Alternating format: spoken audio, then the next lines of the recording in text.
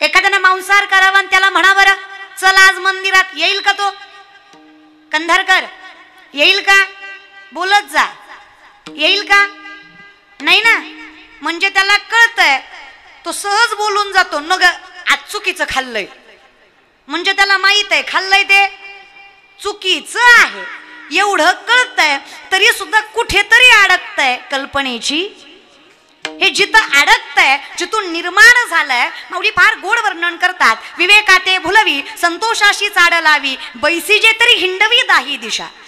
विवेक त्यागाने जो निर्माण होतोय, ज्याला मनस्वी मनाचा काहीही संबंध नसणारा व्यक्ती सुद्धा कधी कधी या कल्पनेमध्ये वेडा होतो. जिथं आम्ही मूर्तिमंत उदाहरण चांगदेव महाराज, रामेश्वर भट्ट यांच्यासारखं देऊ शकतो. बंबाजी बुवा का? ज्ञान भरपूर आहे, पण या ज्ञानाचा या बाधेमध्ये परिणाम झालाय. जिथे त्यांना वाटतंय की मी ज्ञानी आहे, ही बाधा कल्पना आहे. कारण या जगात ज्ञानी कधी स्वतःला ज्ञानी म्हणत नाही, हे सगळ्यात मोठं सत्य आहे. ज्ञानी सुद्धा म्हणतात, ज्ञानदेव म्हणे तरलो तरलो, आता उद्धरलो गुरु कृपे. माझ्यामुळे नाहीच आहे, ज्यांच्यामुळे उद्धारलो गेलोय, निवृत्ती दासू अवधारी जोजी. मी कोणाचा तरी दास आहे, हेच माझ्या आयुष्याचं सगळ्यात मोठं सत्य आहे. हे ज्याला कळतंय फावे तया कुळा. नामदेवराय म्हणतात त्याला कमी पडणार नाहीये. बर काय कमी पडणार नाहीये? त्याने त्याची काळजी तर सोडावीच, पण त्याने त्याच्या कुटुंबाची, त्यांच्या पुढच्या पिढीची सुद्धा काळजी सोडावी. कारण जर आम्ही असं म्हणतोय की मागचं पुढं येत आहे, कारण लक्षात घ्या, जर तुम्ही आज नामचिंतन केलं आणि पुढचा जन्म यदा कदाचित मानवाचा आला, तर तुम्ही आत्ता केलेलं नामचिंतन तुमच्या पुढच्या जन्मात जोडलं जाणार. म्हणजे सुरुवात पुन्हा एक पासून होणार आहे का? नाही. तुम्ही जेवढं घेतलंय ते राखून तिथून पुढची सुरुवात आहे. मग काही माणसं म्हणतात बघा ह्याला भजनाची लय बारक्यापणापासून आवड आहे. हे त्याचं नाहीये, बहुत सुकृताची जोडी. म्हणून विठ्ठली जर मागचं पुढं येत आहे, तर अर्थात आता मी जे केलंय ते पुढच्या पिढीला जाणार. मग व्हावे तया, हे नामदेवरांचं स्पष्ट मत आहे. आता माणूस फार वैज्ञानिक दृष्टिकोनातून विचार करतो. अर्थात साधं सोपं आहे ना. आता मला सांगा, एखादा माणूस डॉक्टरकडे गेला आणि डॉक्टरला म्हणतात, डॉक्टर साहेब लई चक्कर येते, लई येड्यावानी होतंय, काय झालं? डॉक्टरने तपासलं, डॉक्टर म्हणला तुम्हाला शुगर आहे. माणूस वेडावला आणि रागानं म्हणला, अरे येडा आहे का काय, जिंदगीत कधी गोड खाल्लं नाही, मला शुगर होणं शक्यच नाही. डॉक्टर म्हणला जगाच्या कुठल्याही कोपऱ्यात जाऊन तपासून बघ, तुला शुगर आहे, नसली तर डॉक्टर की सोडून देईल. ती म्हणला शक्यच नाही होणार. तो म्हणला झाली, तो म्हणला नाही झाली. डॉक्टर म्हणला झाली, तो म्हणला नाही झाली. डॉक्टर म्हणला झाली, तो म्हणला कस काय झाली? डॉक्टर म्हणला तुझ्या बापाला होती म्हणून तुला झाली. सोपं आहे. आपण याला काय म्हणतो? जनरेशन, अनुवंशिकता. अगदी तसंच असतं. परमार्थाचं सुद्धा तसंच असतं. आजा गेला, पंजा मेला, बाप मसना गेला, देखिता देखिता नातू पंतू तोही तैसाची झाला जैसे ते होते. म्हणून तर आम्ही बापाच्या पुण्याईला फार महत्व देतो. म्हणून तर जगद्गुरु म्हणतात, माझ्या वडिलांची निराशी का देवा, तुझी चरण सेवा. देवा माझ्यासारख्याला जमणार असलं का तुझं चरण? अरे कळलं असतं का तुझं नामचिंतन? हे माझ्या बापाच्या पुण्याईचं फळ आहे की या तुकोबाला तुझं नामचिंतन करायला मिळतं. आणि काय ना, माणसाला अधिकार कळत नाहीये. माणसं अशी विचित्र पद्धतीनं गुंतलेली गेली आहेत. बरं येडे नाहीत. माणूस म्हणतो पिल्यावर कळत नाही. कसं कळत नाही? मार मार मारतं बायकोला, रात्री सकाळी म्हणतं नव्हतं ग मारायचं. पिल्यावर कळत नाही. कसं कळत नाही? आता मी आला की टोपलंभर शेळीच्या लेंड्या त्याच्या समोर नेऊन ठेवायच्या आणि त्याला म्हणायचं काळं मनुक आहेत, गोड लागतात, खा. खाईल का माय? होय का कंधारच्या माय मावल्या? अगं तुम्ही माझ्या पार्टीच्या आहे म्हणून तरी बोला. हा ना, काही माणसं तर कीर्तनाला अशी बसलेत जस काय मड्याला आल्यात माझ्या. तू बोल मी हे, तू बोल मी बसलोय, तू बोल मी ऐकतोय. नाही रे, इथे नाही चालत, बाकी कुठेही चालेल, पण या मंडपात नाही. नामसंकीर्तनाचा इथं तुम्ही काय मी काय सगळ्यांचा अधिकार एकच आहे. फक्त तुम्हाला मी दिसावी म्हणून स्टेजवर आहे आणि तुम्हाला मी समजावी म्हणून तुम्ही खाली आहे. कळतंय फरक काही सुद्धा? ही फक्त सोय आहे. ही काय? सोय आहे, सुविधा आहे. याच्यात भेदभाव सुविधेसाठी आहे, बाकी काहीच नाही आहे.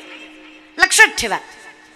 पण माणसांचं कसं आहे, माणसाला वाटतं तिनं बोलायचं मी ऐकायचं, काही फरक पडत नाही. पंढरीच्या लोका नाही अभिमान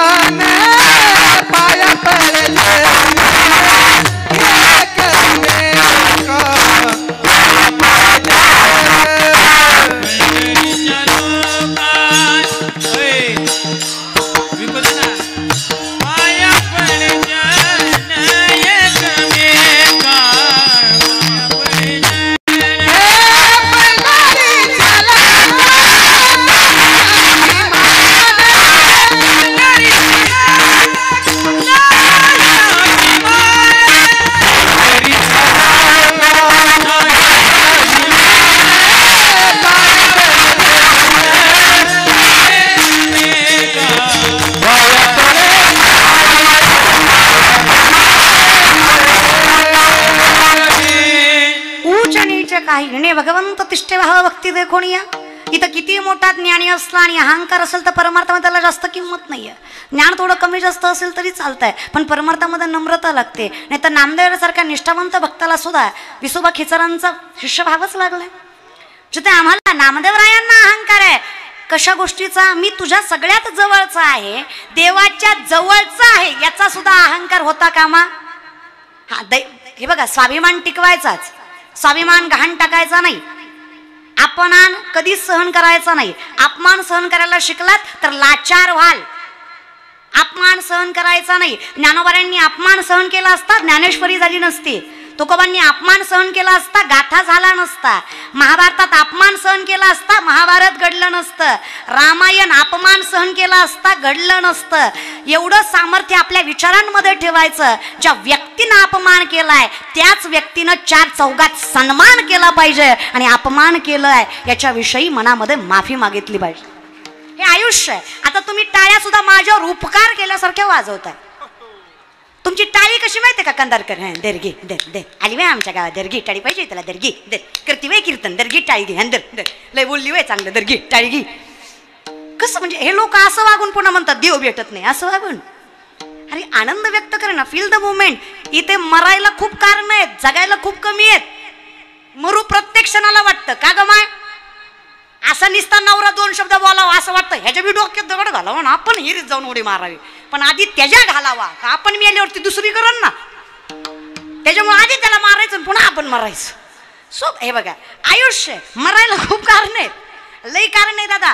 कोणाचं आयुष्य चांगलं आहे, तुम्ही काय मी काय. जो देखो सो दुखिया बाबा, सुखिया कोई नाही रे, राजा दुखिया प्रजा दुखिया, सुखिया कोई नाही रे. पण त्याच्या पलीकडे जाऊन जर विचार केला तर आमच्यासारखे सुखी आम्हीच आहे. सदा नामघोष करू हरिकथा, तिने सुद्धा चित्ता समाधान, सर्व सुख ल्यालो सर्व अलंकार. पण जेव्हा नामचिंतनाचा खरा अर्थ कळतोय, भजनात रमता येतोय, तेव्हा माणसं म्हणतात काही काही माणसं लय हुशार.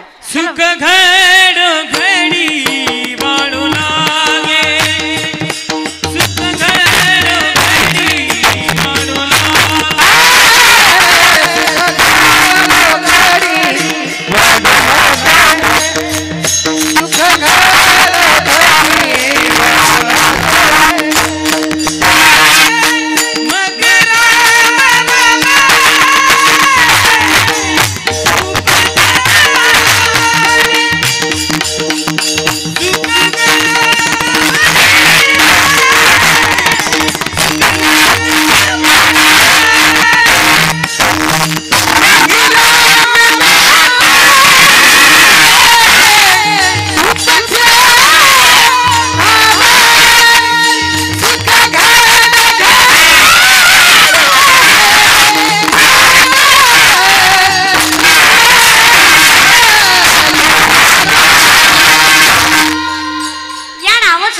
आवड या परमात्माचा गोडवा माझ्या आयुष्यात हळूहळू सुख वाढवतोय. पण माणसाचं कधी असतं, सुख असलं तरी माणूस त्या दुःखाची संगड सोडत नाही. माणसाच्या सगळं मान्यावर आहे. एका बंगल्याला आग लागली, पोरगा रडायला लागला, माणूस बाप रडायला लागला. पण काही कालांतराने पोरगा शांत झाला, बापाला वाईट वाटलं. बाप म्हणला आयुष्यभराची पुंजी मी बंगल्याला घातली, बंगला जळतोय तरी पोराच्या डोळ्यातनं पाणी नाही, काय वाईट केलं ना असा पोरगा पोटी जन्माला आला. बाप म्हणला अरे वाटतं का काय तुला, माझं पिकलं पान उद्या गळून पडणार आहे, अरे तुलाच बंगला सांभाळायचा आहे, तुझीच लेकरं त्याच्यात राहणार आहेत, अरे कमीत कमी त्या स्वार्थासाठी तरी रड. बाप म्हणला काही, पोरगा म्हणला काही रडण्यात मजा नाही बाबा, मी परवाच दिवशी बंगला ऐकला आणि मगाशीच त्याचा फोन आला, मला तुमचा बंगला घ्यायचा आहे. विचार करा, बंगला तोच आहे, बंगला तोच आहे, आग ही तीच आहे, पण पोरगा रडत, बाप रडतोय का तर बापाला कळतंय माझं आहे, पोराला माहित आहे माझं. आता यात खरं सांगा, खरंच बंगला आपला आहे का? म्हणजे पोराला जे माहित आहे की माझं नाहीये हे सत्य, तो सुखी आहे. बापाला वाटतोय माझा आहे, काय मड्यावर बांधून नेणार आहे का? ही कल्पना आहे, तो दुःखी आहे. आता पोराचा फोन वाजला, पोराचा फोन ऐकून पोरगा रडायला लागला. बाप म्हटला आता तुला काय झालं रडायला? ती म्हणला जन बंगला घेतला होता, ती आता नग म्हणला. लक्षात येतोय? म्हणजे पुन्हा बंगला तोच आहे, आग तीच आहे, बाप तोच आहे, पोरगा तोच आहे, बदलली आहे ती फक्त कल्पना. मग जिथं आम्हाला सत्य माहीत आहे, देव माझा मी देवाचा हीच माझी सत्य वाचा, तिथे मी सर्व सुख ल्यालो सर्व अलंकार, तिथं माझ्यासारखा आनंदी दुसरा नाहीये. पण जिथं मी कल्पनेत आहे की हे सगळं माझं आहे, त्याला दुःखाचं कारणच कारण आहे, त्याला सुखाच्या कारणाची काही बाधाच नाहीये. मग आम्ही विचारलं, देवा सत्य काय? तर इथं सत्य तू सत्य तू सत्य तू विठ्ठला, तुझ्याशिवाय जगात सत्य काहीच नाहीये. आणि हे किती ऐकलं तरी मनाला पटलं पाहिजे. म्हणून त्याच्यासाठी जोपर्यंत आवड लागत नाही तोपर्यंत नामचिंतन केलं पाहिजे. आणि देवाचं नाव आहे. मायबाप हे तुमचं माहेर आहे. कीर्तनाच्या मंडपात बसलं ना सगळं विसरून जायचं. हसू वाटलं हसा, रडू वाटलं रडा, नाचू वाटलं नाचा. आता एखादी माय म्हणून नाचले असते ग, पण ज्याच्या संग गाठ बांधली तो गुणाचा नाही. त्यानं जर मंडपात नाचताना बघितली तर घरी गेल्या गेल्या माझं कीर्तन काढील. घरी गेल्या गेल्या म्हणून लईच अंगात संतीन शिरली होती मंडपात, तू ये घरी तुझी महाराजीन काढितो. जे काय ग माया चालतंच. कोण कोणाला चांगलं बोलतं आजकाल? तोंडावर बोलतील तरी दोन शब्द पाठीशी. आणि कायम लक्षात ठेवा, तुम्ही काय वागताय हे जगाला जरी नाही कळलं तरी तुम्ही काय वागताय हे देवाला नक्की कळतं. निष्ठावंत राहा. तुकडोजी महाराजांचं गीत आहे बघा. पाप करोनी पापी मन है सैरा वैरा पडतय रे, पाप करोनी पापी मन है सैरा वैरा पडतय रे,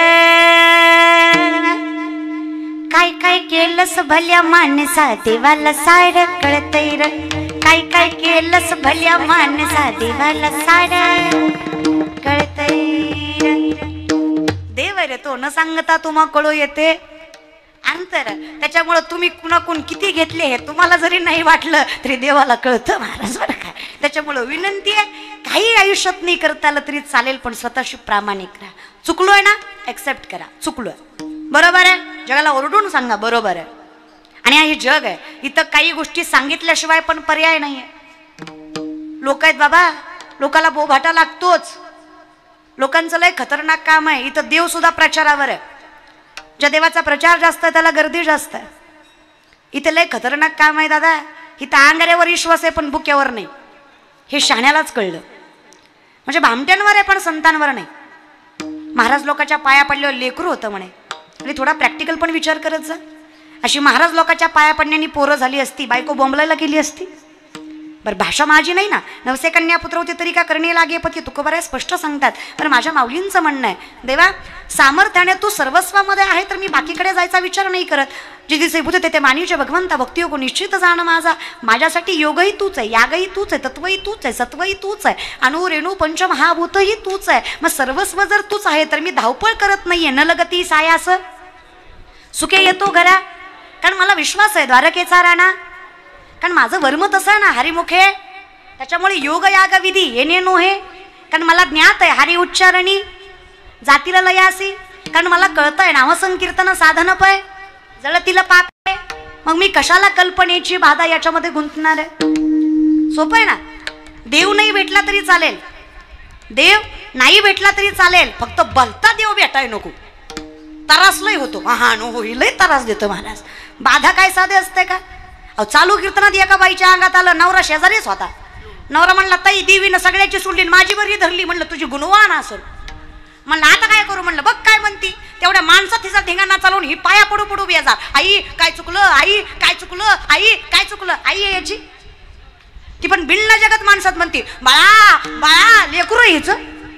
नवरा म्हणतो बोला आई साहेब काय चुकलं. अरे लगीन केलं इथंच चुकलं, तुला नातं तर कळलं पाहिजे. अशी 5 मिनिटात बायकोची आई आईची बायको कशी होईल दादा? देव आहे यात वाद नाहीये. संचारतो याच्यातही वाद नाहीये. संचरुणी राही हृदय माझ्या. पण या संसारामध्ये एखाद्या संसारिक माणसाच्या